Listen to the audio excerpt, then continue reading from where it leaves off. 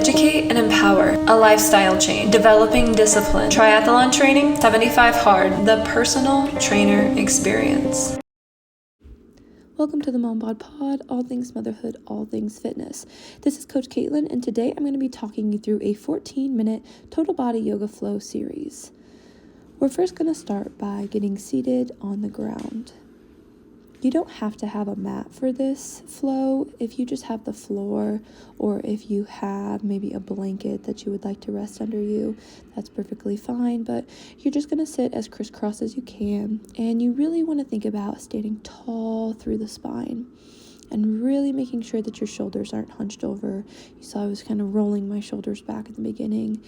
And you're just resting there. And here pretty soon we're going to start taking what's called a box breath. And so a box breath will be where you breathe in for 4 seconds. You hold that air in your chest for 4 seconds. You breathe out for 4 seconds. And you hold still for 4 seconds. And then you take another deep breath in and you breathe in for 4 seconds. And you hold for 4 seconds. And you exhale for 4 seconds. And you rest for 4 seconds.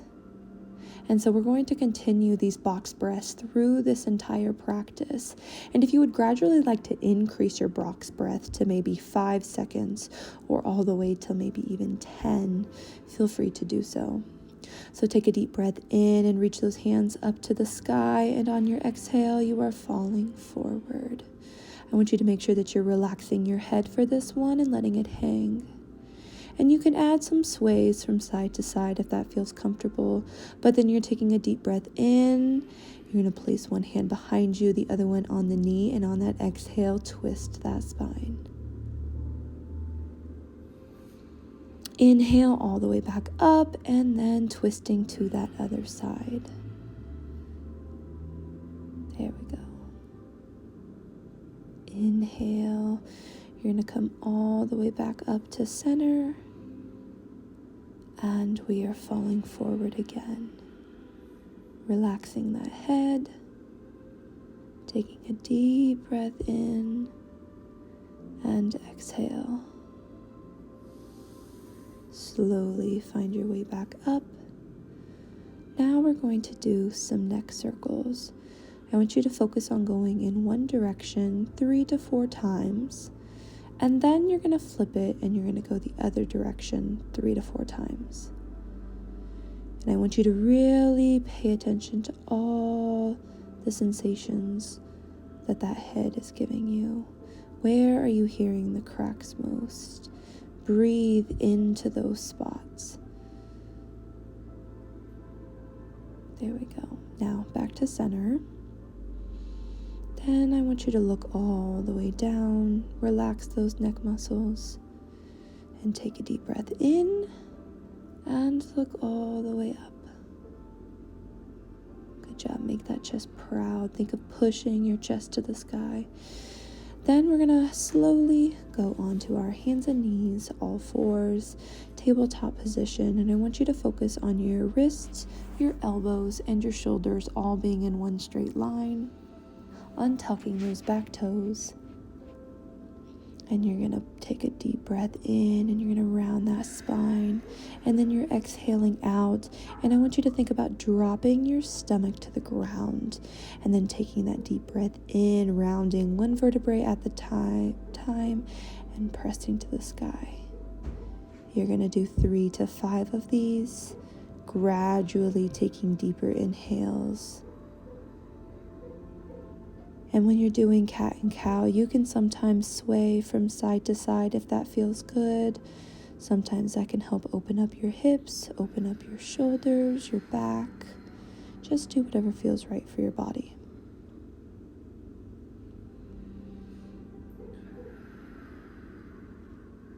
There we go. Now we're going to remain in our tabletop. You are tucking your toes. Feel into those toes. Take a deep breath in. Shift your hips up. Hop into down dog.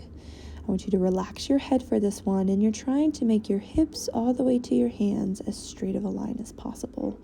You can walk that dog out back and forth if you have a lot of tension in your calves. And really pressing into those hips and feeling that release. tighten that core. You're kicking yourself all the way into plank. Dropping to your knees, you're going to shift back to a child's pose. Take a deep breath in and fill that back, and then release. You're going to be pushing those hips back, feeling the stretches within the back. And then you're going to sway your arms all the way over to one side and then overlap one hand in over the other. Feel that side stretch. Breathe into that side. And on your exhale, bring your hands back to center. And we're going to repeat on the other side. So inhale, move them all the way over to the side. Exhale and take that arm over the other hand. Breathing into your side. Bring your hands back to the middle and back to all fours. Then you're going all the way down for a cobra. Keep that chest proud. I felt as if I was lifting through my core out of my hips for that. Pressing gradually back into your down dog. Walking that dog out if you need from one to the other. Then we're going to do a forward fold, walking those hands close to those feet. Deep breaths releasing from those hips. Trying to keep as straight of a back as possible. You don't want any rounding of your back right here. And then you're going to bend one knee and you're going to lift all the way up into the sky. And I want you to think that those hands are going to be stacked one above the other. And if you have the shoulder mobility, you can wrap that arm around you. But if not, keep it just straight up. Planting it down on the other side, walk it out a little bit more, and then we're going to be doing that other side. So bending that knee, lifting all the way up, arms stacked in a straight line. Adding that bend in that elbow if it feels comfortable to you. Straight line and place that hand back down. Walking it out a little bit more. Grabbing onto those shoulders. Now we're really letting our body weight be able to give us that extra tug.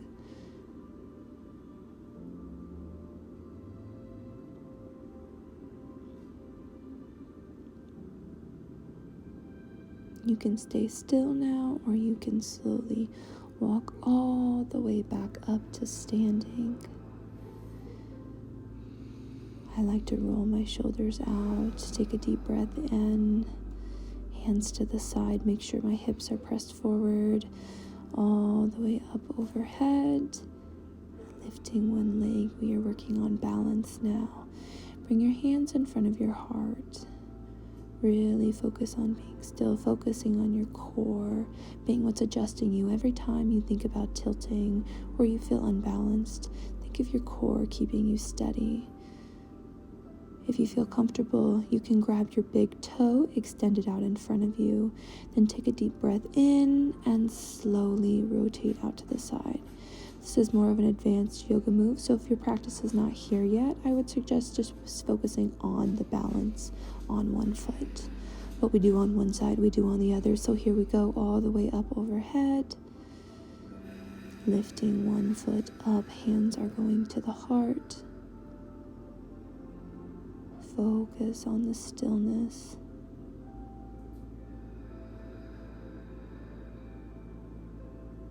And if you feel comfortable grabbing that inner part of your toe, extending it straight out in front of you and all the way to the side. A little tip I would suggest for balance poses is find something on the wall or on the floor that doesn't move. And anytime you're doing a balance pose, I want you to focus on that one thing and nothing else. All right, shake those shoulders out, all the way back up, overhead, and fall from those hips into a forward fold. Relax the head, relax the neck, and slowly we're walking to a down dog.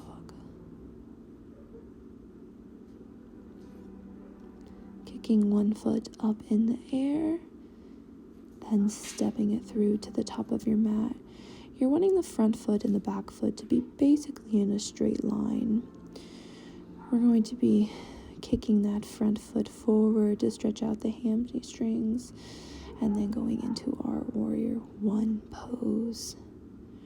Focus on the fact that my knee is stacked directly above my ankle. For anyone suffering with knee problems, pay attention to this pose specifically. If your foot is way out, or if your knee is way out in front of your toe, chances are that's generally what causes a lot of knee problems when doing yoga in the warrior pose specifically. Dropping down on that back knee, you're lifting your arm all the way up for a side stretch.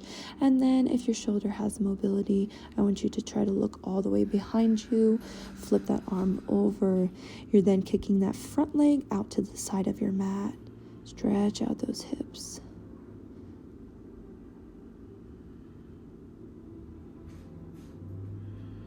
And stretching back out the hamstrings. You're tucking that back toe. You are slowly going all the way back on that ankle. Flexing that front foot. You can place a pillow behind you if this is all that you can do. But if you can go farther, I want you to untuck that back toe and rest on it, or maybe moving it to the side to where you can try to get your entire hip on the ground. And then you're slowly going to take a deep breath in, and we will fall into a forward fold. Trying really not to bend that back. Releasing from those hips. Relax your neck. You're trying to get your head as low to your foot, to your body, to your leg as possible. Then you're going to kick up in this 90-90 position. You're going to lunge forward, stretching out those hip flexors.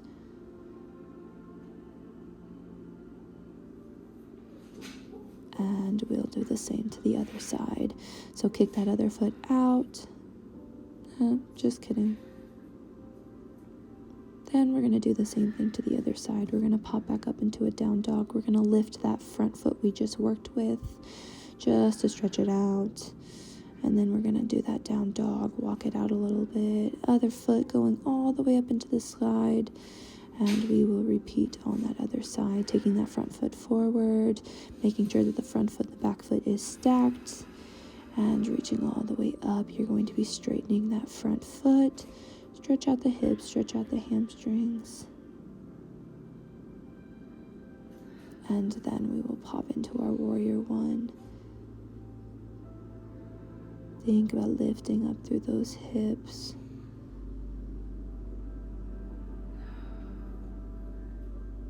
All right, dropping that back knee down to the ground. We're in a 90-90, stretching out our hip flexors. Think about pushing that pelvis forward. Side stretch, arm goes all the way up over that bent knee. Slowly around and back.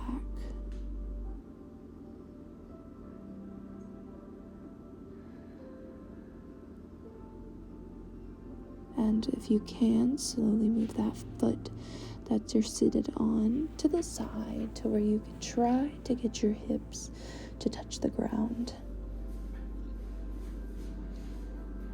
Again, this may feel better if you have a pillow or even a blanket under you to help give your hips a little bit of arch and support. But then you're giving me a forward fold, trying to get that head to go all the way down, stretching back out, stretch the hip flexor, and we are back to our down dog, kicking the foot up and placing it back down. Slowly walk those hands all the way back up. Stay in that forward fold. Take a deep breath in and walking it back to your down dog. Then we're dropping to our hands and knees. A couple more cat and cows. I like to do this at the end of all of my flows. So one full yoga practice has about 4 to 5 flows essentially in it. And I would call this one whole thing that we just did one flow. And I like to do these cat and cows at the in between. So make sure you stay hydrated, and thank you for coming.